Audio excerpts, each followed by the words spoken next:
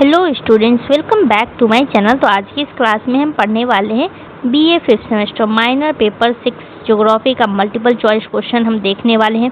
काफ़ी स्टूडेंट्स का कमेंट आ रहा था कि मल्टीपल चॉइस करवा दीजिए, तो चलिए हम आपको करवा ही दे रहे हैं। तो इसके बाद हम सब्जेक्टिव क्वेश्चन भी करेंगे। तो सबसे पहले हम मल्टीपल चॉइस क्वेश्चन कर लेते हैं। तो क्वेश्चन आपका हिंदी इंग्लिश दोनों में रहेगा। ऑप्शन आप देख रहे होंगे कि हिंदी इंग्लिश दोनों में है। तो करना क्या है कि अपने दोस्तों के साथ थोड़ा सा बस शेयर कर देना है, चैनल को सब्सक्राइब कर लेना है और ध्यान से पढ़ लेना है। कोई भी अगर ऑप्शन गलत यहाँ पे दिया गया हो तो आपको क्या करना है कि कमेंट में सही आंसर बता देना है, ताकि अगला स्टूडेंट्स क्या करे, उसको सुधार सके। सारा क्लास आपको प्लेलिस्ट में मिल जाएगा। तो सबसे पहला क्वेश्चन आपसे पूछा गया है कि भारत का कुल क्षेत्रफल कितना है। इसका सही आंसर यहाँ पे लिखा गया है ऑप्शन नंबर ए, 3.28 मिलियन वर्ग किलोमीटर। अगला सवाल है कि भारत का मानक समय किस देशांतर से लिया गया है। तो वो लिया गया है आपका इससे, ऑप्शन नंबर बी। अगला सवाल जो है वो इस टॉपिक से पूछा गया है कि भारत का सबसे पुराना पर्वत कौन सा है। हिमालय नहीं है, आरावली हो जाएगा, ऑप्शन नंबर बी। भारत का सबसे बड़ा पठार कौन सा है। तो वो है आपका Deccan plateau, Deccan plateau, option number C. Gondwana भूमि किस प्रकार की चट्टानों से बनी हुई है। तो ये बनी हुई है अवसादी से। अगला सवाल है कि दक्कन ट्रम्प किससे बना हुआ है। तो ये ग्रेनाइट से नहीं बना हुआ है, बेसाल्ट से बना हुआ है।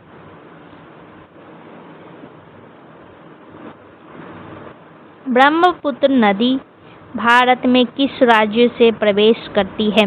तो भारत में किस राज्य से आती है। तो सही आंसर हो जाएगा अरुणाचल प्रदेश से आती है।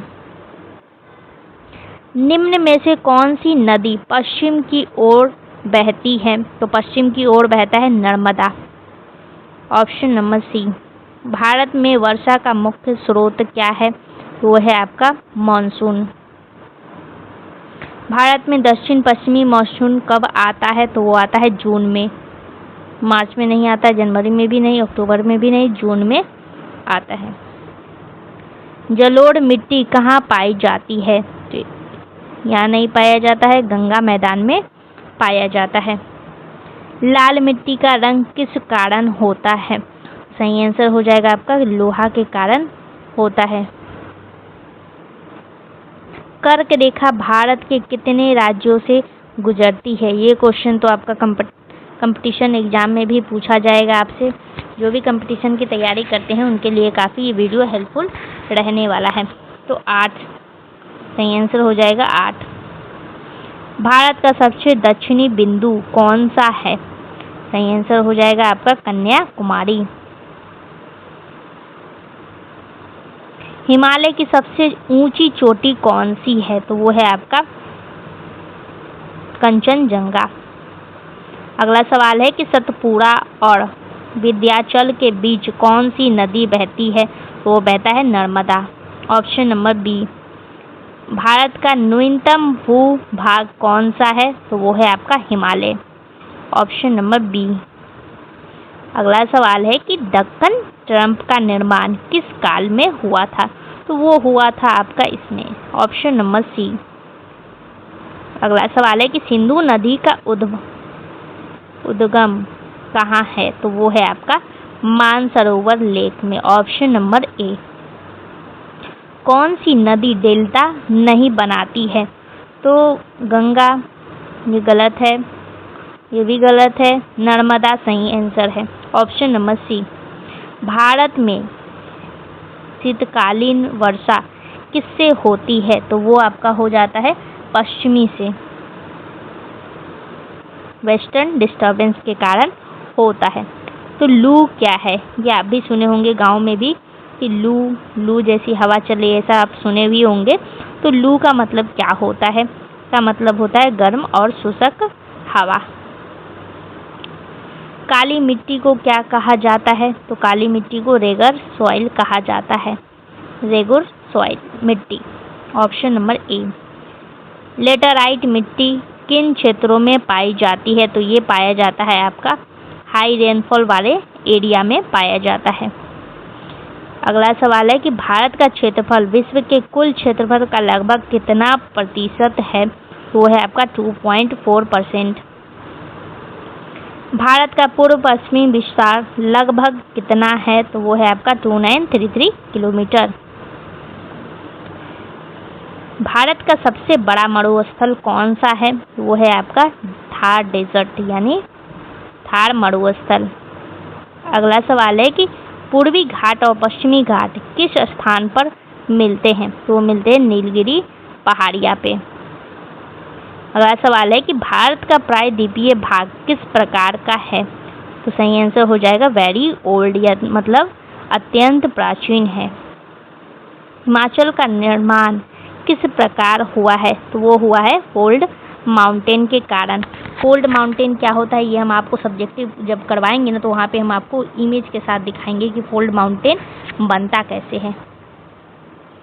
अगला सवाल है कि गंगा की सबसे लंबी सहायक नदी कौन सी है? तो सही आंसर हो जाएगा आपका यमुना है। कौन सी नदी बिहार का शोक कहलाती है? तो वो है Kosi, option number B. Bharat में सबसे अधिक वर्षा कहाँ होती है? तो वो होता है यहाँ मासिनराम में, ऑप्शन नंबर सी।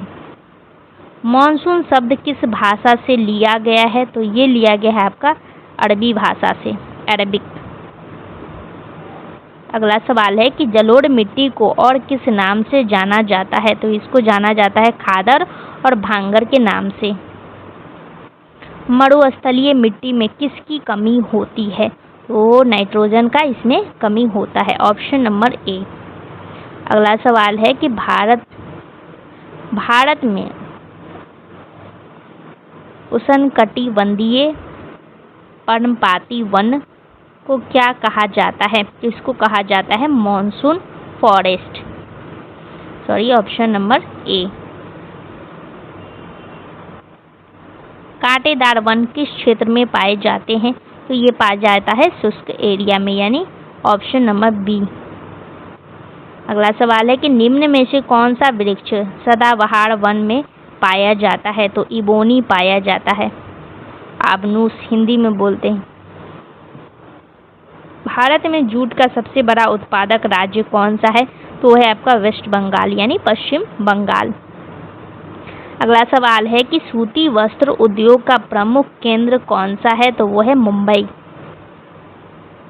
अगला सवाल है कि कागज उद्योग के लिए मुख्य कच्चा माल क्या है? शुगर केन भी नहीं होगा, कागज के लिए बांस का उपयोग किया जाता है, बाम्बू। बिहार का गठन किस वर्ष हुआ था? तो ये हुआ था 1912 में। अगला सवाल है कि बिहार का उत्तरी भाग किससे घिरा हुआ है? तो वो घिरा हुआ है हिमालय से। बिहार का दक्षिणी भाग किस प्रकार का है? तो वो है आपका पठार। अगला सवाल है कि बिहार की जनसंख्या घनत्व भारत में किस स्थान पर है? तो वो है पहला स्थान पे। बिहार में जनसंख्या वृद्धि का मुख्य कारण क्या है? तो वो है हाई बर्थ रेट यानी उच्च जन्म दर। बिहार में बाढ़ का प्रमुख कारण कौन सी नदी है? तो वो है आपकी कोसी। अगला सवाल है कि बिहार में सूखा किस क्षेत्र में अधिक होता है? तो सही आंसर हो जाएगा साउथ बिहार में यानी दक्षिण बिहार में। बाढ़ नियंत्रण के लिए कौन सा उपाय सही होता है? तो सही आंसर हो जाएगा एम्बैंकमेंट यानी हम क्या करते हैं, तटबंध का निर्माण करते हैं, बांध बनाते हैं।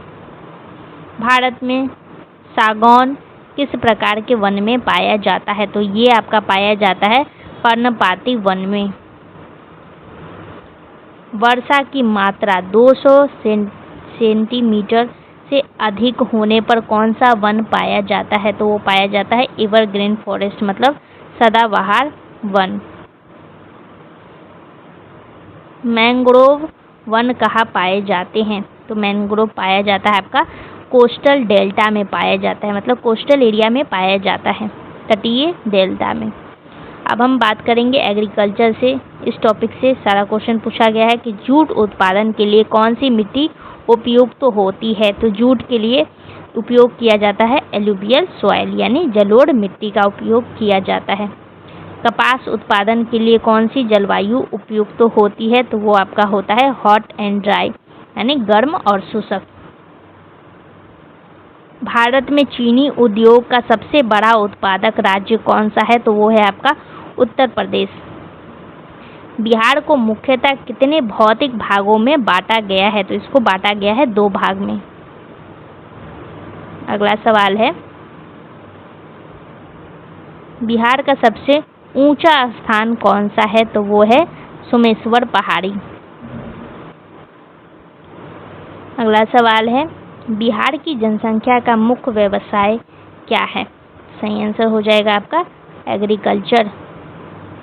बिहार में ज़्यादातर लोग एग्रीकल्चर पे ही डिपेंड रहते हैं। अगला सवाल है कि बिहार में जनसंख्या का वितरण कैसा है? तो वो है आपका असमान।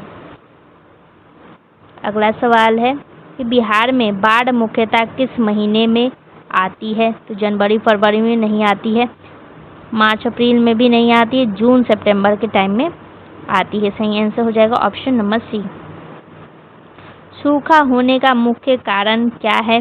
सही आंसर हो जाएगा लेस रेनफॉल के कारण होता है, यानी कम वर्षा के कारण सूखा पड़ जाता है, जिसको हम क्या बोलते हैं? ड्रॉट बोलते हैं। भारत में साल के वन मुख्यतः कहाँ पाए जाते हैं? तो ये पाया जाता है छोटा नागपुर प्लेट्यू में, मतलब छोटा नागपुर पठार में पाया जाता है। तो कांटेदार वन में कौन सा पौधा प्रमुख होता है? तो वो होता है बबूल का। आपको भी पता होगा बबूल का होता है। पर्वतीय वनों में कौन सा वृक्ष पाया जाता है?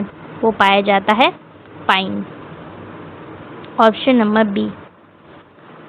जूट उद्योग को किस नदी के किनारे अधिक विकसित किया गया है? वो है हुगली। ऑप्शन नंबर सी। अगला सवाल है कि सूती वस्त्र उद्योग का विकास किन कारणों से हुआ है?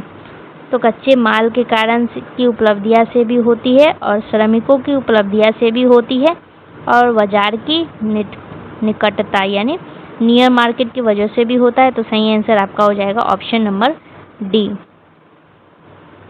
भारत में कागज उद्योग का प्रमुख केंद्र कौन सा है?